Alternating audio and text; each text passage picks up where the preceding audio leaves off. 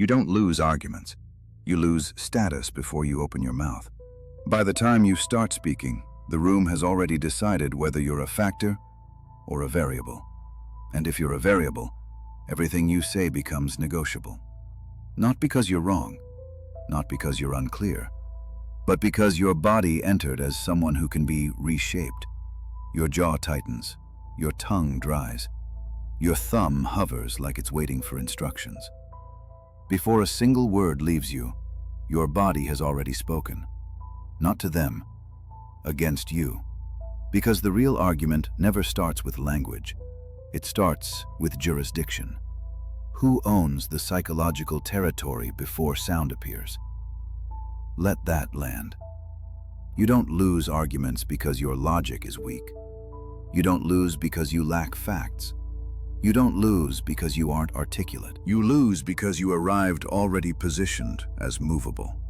You entered as someone who could be edited, not sovereign, not settled, negotiable.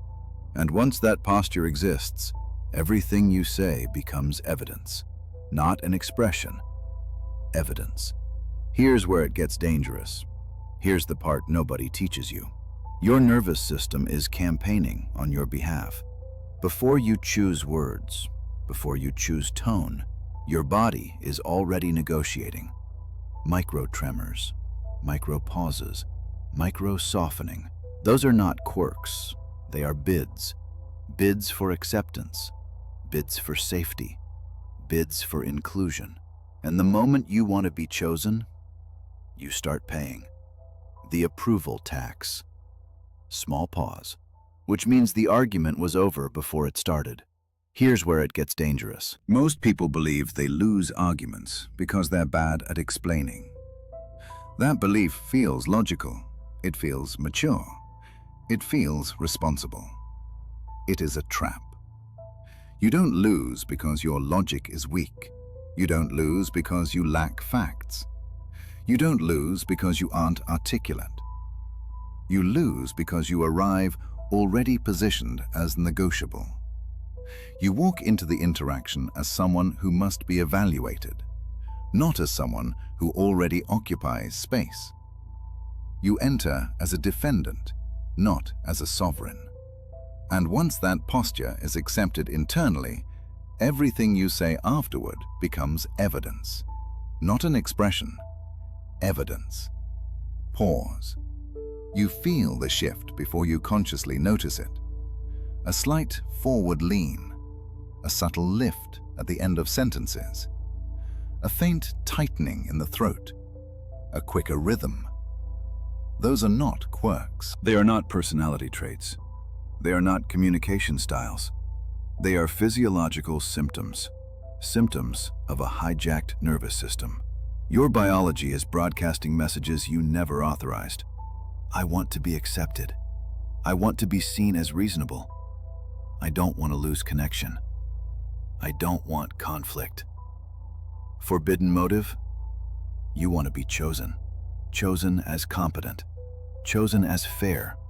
Chosen as safe. Chosen as valuable.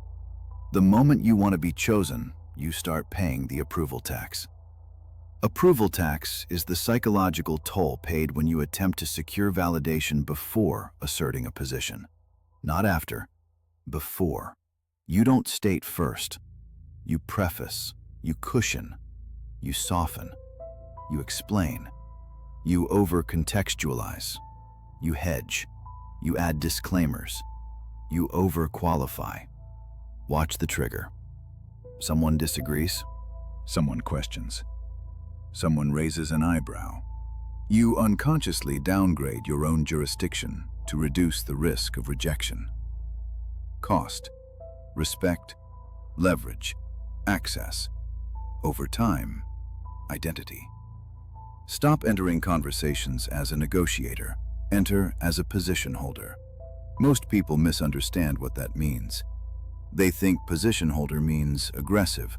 They think it means loud. They think it means domineering. It does not. It means settled. It means internally decided. It means you are not searching for permission. You are standing inside the conclusion. Do this. State. Not that. Justify. Do this. Pause. Not that. Rush. Do this. Constrain scope. Not that. Expand explanation. Most people destroy themselves in the first 7 words. They open with context. Context feels polite. Context feels responsible. Context feels cooperative. Context is confession. Context says, I'm not sure yet. I'm still negotiating my own stance. I'm open to being reshaped. Let that land. Power does not respond to context. Power responds to structure. Instead of, I think maybe the issue is, you say, that's incorrect. Full stop. Silence. That sentence isn't rude, it isn't emotional, it isn't hostile. It is structural. Structure always precedes tone. Tone only matters after structure is established. People do not respond to your words first. They respond to your posture. Posture decides interpretation. Interpretation decides the outcome. You don't win arguments. You don't persuade reality. You enforce frames. You either enter inside someone else's frame, or you bring your own. Most people attempt to win inside frames they did not author. That is not debate. That is submission. Micro-turn, not submission, self-negotiation. And self-negotiation always disguises itself as maturity. You tell yourself, I'm just being open-minded. I'm just trying to be fair. I'm just trying to explain clearly. Here's what's really happening. You're attempting to earn the right to exist inside the conversation. Existence should never be earned. It should be assumed. Let's make this tangible. You're in a meeting. You present an idea. Someone says, that won't work. Before your mind forms a sentence, your body reacts. Your shoulders dip. Your breathing shortens. Your voice climbs. You say, well, what I meant was, if we adjust the timeline and maybe shift some resources, then it could... Notice the posture. You are not presenting. You are pleading. In that moment, a silent verdict forms in the other person. Defensive, uncertain, lower status. Nothing you say after that carries real weight. Not because your idea is wrong, not because they disagree, but because your body already issued a reaction receipt. Reaction receipt is the subconscious signal revealing whether a stimulus controls you. If a stimulus controls you, you do not lead. Leaders are not stimulus-driven, they are position-driven. Now watch the same scenario with a different entry. Same challenge. That won't work. You pause. 2 seconds. Your face stays neutral. Your body stays still. Then you say, that assessment is incomplete. Silence. You do not fill the silence. You do not rescue the moment. You do not rush. Then, the bottleneck isn't the timeline, it's decision ownership. Stop. Same idea, same underlying logic, completely different outcome. One version sells, the other declares. One enters as a petitioner, the other enters as an author. Here's the uncomfortable truth. Dominance is not aggression. Dominance is lack of need. Lack of need reads as surplus. Surplus reads as power. Power reads as authority. Authority preconditions arguments before they begin. Micro-turn, not prevented. Conditions. Because most objections are not objections. They are probes. They are checking your solidity. Are you rooted? Are you stable? Are you movable? If you wobble, they push. If you're still, they adapt. Definition. Negotiable frame is the internal posture where your position appears open to reshaping by others. If you enter negotiable, they negotiate. If you enter non-negotiable, they orient. Non-negotiable does not mean stubborn. It does not mean inflexible. It means internally decided. It means you are not crowdsourcing your stance. Rigid is tense. Rooted is calm. Tension leaks. Calm anchors. Your nervous system sets your status signal long before your mouth opens. If it is hijacked, your words become decoration. If it is regulated, your silence becomes instruction. This is why communication courses fail people. They train language. They ignore the entry. The failure happens before language. The failure happens in the first half second. Be honest. When was the last time you said nothing, even though you knew you were right? Not because it wasn't important, not because you lacked the thought, because speaking felt dangerous. That wasn't politeness. That was conditioning. At some point early in your life, your system learned a rule. Firmness costs something, so it adapted. Not toward truth, not toward power, toward survival. Now, as an adult, it still runs that code. Pressure appears. Your body doesn't ask, what's correct? It asks, what keeps me inside the circle? Soften, explain, appease. Not because you're broken, because you were trained. Let that land. Not because you are weak, not because you lack character, because your body is loyal to an outdated story. Here's the cost. That story is quietly deciding how much authority you are allowed to have, which is why we need a mechanical structure. Most people didn't lose their edge accidentally. It was trained out of them. Firm voice arrow punished. Boundaries implies labeled difficult. Directness implies called rude. So dominance got associated with danger. Appeasement got associated with safety. That association still runs, even when it no longer protects you. Small pause. That lesson calcified. Now, as an adult, your nervous system still believes firmness threatens survival, so it triggers appeasement automatically. Not because you are weak, not because you lack character, because your body is protecting you from an old story. That story is no longer accurate, but your nervous system doesn't care about logic. It cares about patterns, which means we must retrain the pattern. Before we retrain, we need a mechanical structure. You don't need motivation. You don't need confidence. You need an entry sequence, a mechanical stack that installs authority before speech. The pre-verbal authority stack. Not mindset, not personality. Sequence. Step 1. Stillness. First, when challenged, eliminate micro-movement. No nodding, no shifting, no filler sounds. Fail condition. You move. Step 2. Narrow sentence. Deliver one short structural line. That's inaccurate. That's not the real issue. Fail condition. You explain. Step 3. Hold silence. 2 to 4 seconds. Fail condition. You rescue the silence. Step 4. Reframe axis. Name the actual domain. Ownership, leverage, sequence.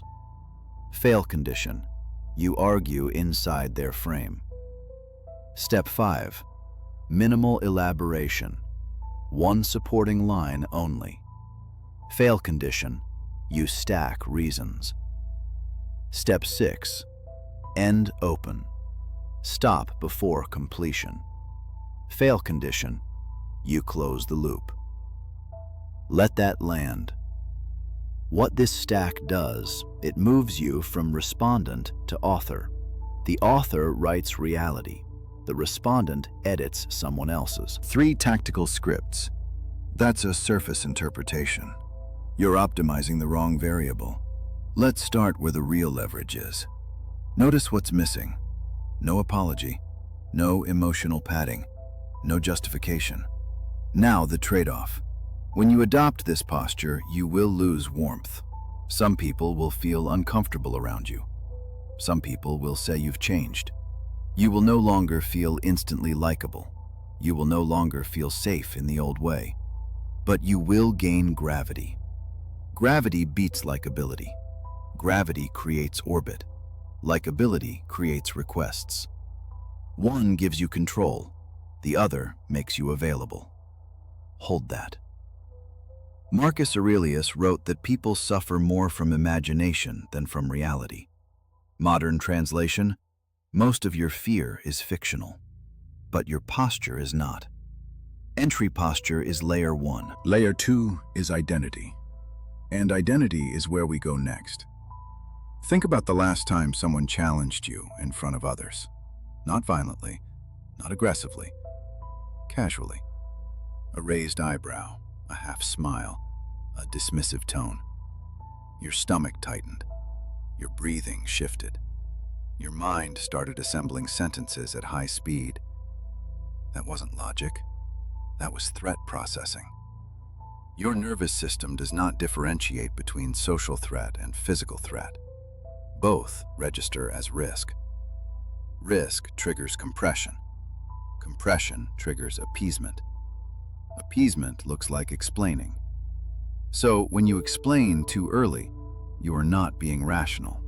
You are being regulated. Regulated downward into safety posture. Safety posture is optimized for belonging, not for authority. Belonging posture says, "Don't exile me."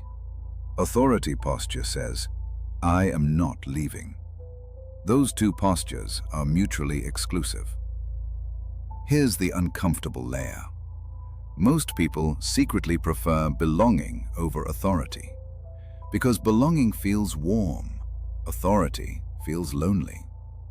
Belonging feels shared, authority feels separate. So when pressure arrives, your body chooses warmth over height, not consciously, automatically. That is why willpower fails. You cannot outwill biology. You must recondition it. Microturn, not recondition, reassociate. You must teach your nervous system that firmness equals safety, not danger. That stillness equals control, not abandonment. That silence equals stability, not rejection. Every time you pause instead of explaining, you send a new signal. Every time you hold silence instead of rescuing, you send a new signal. Every time you state instead of justify, you send a new signal. Those signals accumulate, slowly at first. Then, suddenly, one day you will notice people interrupt you less. People wait. People phrase challenges more carefully, not because you became scarier, but because your posture stopped advertising negotiability, and humans always adapt to structure. Let that sink in. Think about someone in your life who always gets talked over. You already know who I mean. Not incompetent, not unintelligent, not useless, just light. People interrupt them, override them, correct them casually, not because they earned disrespect, because they trained people how to treat them. Most people don't enter weak because they lack skill. They enter weak because weakness protects something. It protects their self-image. If you never assert hard, you never risk hard rejection. If you never plant a flag, you never discover who refuses to follow. Weak entry is emotional insurance. Insurance against being disliked. Insurance against being challenged. Insurance against being excluded. And insurance always feels smart, until you realize what it's paying out. Here's the cost. You slowly become someone other people feel allowed to override. That silent loss has a name. Hold this. Here's what's really happening underneath all of this. Every interaction, is adjusting an invisible ledger. Who can interrupt you? Who can challenge you casually? Who waits? Who doesn't? That ledger becomes your reality. Weak entry deposits access. Strong entry restricts access. Restricted access becomes respect. Respect becomes leverage. Leverage becomes calm. Calm becomes authority. Authority prevents arguments, not by force, by structure. Now we connect layers. Pre-verbal authority. Stack controls entry. Identity controls whether you actually deploy it. If your identity says, I am agreeable, I am easygoing, I am low drama, then any behavior that contradicts that identity will feel wrong, even if it is necessary. Identity always overrides technique. That's why people know what to do and still don't do it, because doing it would violate who they believe they are. Most people walk around with invisible identity contracts, contracts they never consciously signed. Contracts like, I am the reasonable one, I am the peacemaker, I am the nice one. These contracts feel moral. They feel virtuous. They are expensive, because they quietly say, my value comes from being easy to deal with. Translation, my value is conditional. Conditional value always creates fear. Fear creates appeasement. Appeasement creates weak entry. Loop. To break the loop, you must install a new identity. Not aggressive, not confrontational, not dominant. Sovereign. Sovereign mindset is the assumption that your internal state, boundaries, and position are non-negotiable by default. Not because you are special, not because you are superior, but because you exist. You don't ask to stand, you stand. You don't ask to be heard, you speak. You don't beg for space, you occupy. This does not require volume, it requires internal alignment. Certainty is quiet, insecurity is loud. Here's the paradox. The less you talk, the more weight your words carry. Because scarcity creates value. People subconsciously measure importance by how much someone needs to speak. Those who talk endlessly feel replaceable. Those who speak selectively feel costly. Costly things are handled carefully. Let's ground this. Dating. You suggest a plan. They say, I don't know, that might be boring. Version A. Well, we could also do something else. I just thought. You scramble. You present options. You try to sell. You lose your frame. Not because your plan is bad, because you entered a negotiation. Version B. You pause. That's what I'm doing Friday. Silence. They now choose. Join or don't. Notice, you didn't argue. You weren't convinced. You didn't justify. You stated. Workplace. Your teammate pushes back. I don't think we should prioritize that. Version A. Well, the reason I think it's important is because you defend. Version B. That's not the priority. Silence. Then, the priority is reducing failure points. Stop. Same logic, different posture. Family. A relative makes a passive-aggressive comment. You always do things your own way. Version A. Well, I don't mean it like that, I just... Version B. Yes. Silence. Let them feel it.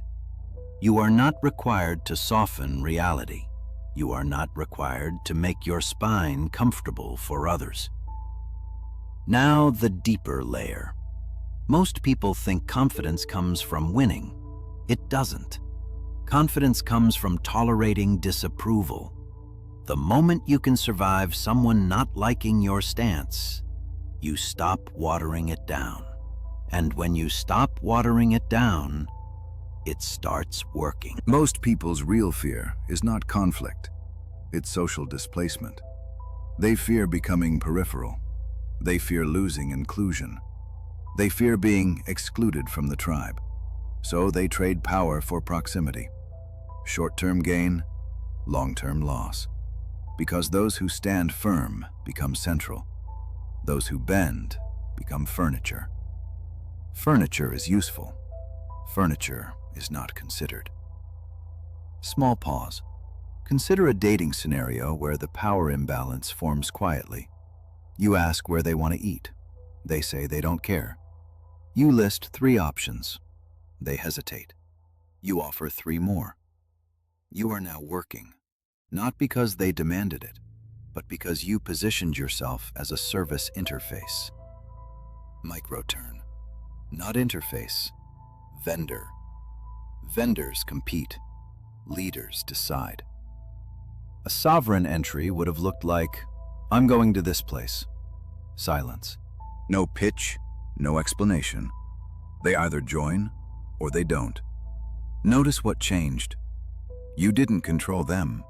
You controlled yourself. You removed negotiation as default. That single shift cascades, because once you decide first, you no longer ask for preference. You invite participation. Those are different worlds. Now, workplace hierarchy. Your manager gives vague feedback. This doesn't feel right. Version A. Well, what specifically didn't feel right? I was thinking that maybe you collapse into optimization mode. Version B. What part doesn't meet the standard? Silence. Now they must articulate. You are no longer chasing clarity. You are demanding precision. Precision elevates you. Chasing clarity lowers you. Microturn, not lowers. Positions lower. Because posture communicates expectation. Expectation trains behavior. People treat you how your posture teaches them to treat you. Now, internal monologue. Right before you speak, you feel the urge to soften. You feel the urge to explain. You feel the urge to justify. Instead of following the urge, label it. Appeasement impulse. That's it. No fight, no shame, just a label. Then choose stillness. Stillness interrupts habit. Habits survive on speed. Slow kills habit. This is not mystical. It is mechanical. Now, identity integration. You are not becoming dominant. You are becoming congruent. Congruence means what you think, what you feel, what you say, what you do are aligned. Most people suffer because they fragment. They feel one thing, say another, do a third. Fragmentation creates internal noise. Noise creates hesitation. Hesitation creates weak entry. The sovereign mindset collapses fragmentation. You become one piece. When you are one piece, your presence stabilizes rooms, not through force, through coherence. People trust coherence, even when they disagree, especially when they disagree. Because coherence signals internal order, and humans instinctively defer to order. Not kindness, not nice, order. This is why calm, structured people rise, not because they are morally superior, but because they are internally organized. Organization looks like authority. Authority attracts responsibility. Responsibility attracts status. Status silences unnecessary arguments. Small pause. Not consulted. Not deferred to. Your body doesn't care about philosophy. It cares about patterns. Whatever pattern kept you included, it will repeat Until you install a new one. not through willpower, through repetition. Small moments, low stakes, over and over. That's how biology updates. But every appeasement teaches your body, collapsing keeps me alive, so it collapses faster next time. This is not a moral failure. It is pattern reinforcement. Patterns can be rewritten, but only through repetition under low-stakes conditions. You cannot wait for big moments. You must train in small ones. tiny disagreements, minor preferences, low-risk boundaries. Each time you state instead of explain, you build a new neural association. Firmness equals safety. Each time you hold silence, you build a new association. Silence equals control. Each time you do not rescue discomfort, you build a new association. Discomfort is survivable. This is nervous system literacy. Not mindset, not affirmations. Physiology first, then identity updates. Now we deepen our sovereign mindset. Sovereign does not mean you dominate others. It means you refuse to be internally governed by their reactions. You are responsible for your conduct, not their comfort. You are responsible for your integrity, not their approval. This is the line most people cannot cross, because crossing it feels like becoming selfish. That word was installed as a weapon. Selfish originally meant concerned with self. Somewhere along the way, it got mutated into evil. You were taught that prioritizing your internal alignment harms others. It doesn't. It clarifies reality. Clear reality creates clean relationships. Dirty reality creates resentment. Now integrate frameworks. Pre-verbal authority stack governs entry. Sovereign mindset governs identity. Extraction warns you when you're bleeding value. Access ledger shows you who has too much access. Approval tax explains the toll. These are not concepts. They are instruments. Use them. Now we anchor behavior. Do this. Make statements. Not that. Ask permission. Do this. Pause after statements. Not that. Fill the silence. Do this. Let others reach. Not that. Chase consensus. 3 tactical scripts. I'm not debating that premise. That's not a variable. We're not aligned on the starting point. Use sparingly. Scarcity increases impact. Now the trade-off truth. When you adopt this, some people will drift away. Not because you became worse, because you became incompatible. They benefited from your collapse. Your spine removes their advantage. They will label you cold, Arrogant, different. Let them. Labels are cheaper than self-examination. You are not here to be universally liked. You are here to be internally coherent. Internal coherence feels like peace, not the fragile peace of appeasement, the solid peace of alignment. Forget self-help challenges. Think calibration. 7 days. Day 1. Notice every explanation impulse. Day 2. Pause 1 second before responding. Day 3. Replace explanations with statements. Day 4. Hold silence. Day 5. Remove softeners. Day 6. Deploy 1 structural line. Day 7. Enter 1 conversation intending to speak less. Watch what changes. Interruptions drop. People wait. Rooms feel heavier. That weight is gravity. Final truth. You don't need to become louder. You don't need sharper logic. You don't need better insults. You need better arrival. Because the argument was already decided before you spoke. 3-day experiment. Never explain first. State. Pause. Reframe. Return and comment what changed. Not stories. Data. We turn philosophy into self-mastery.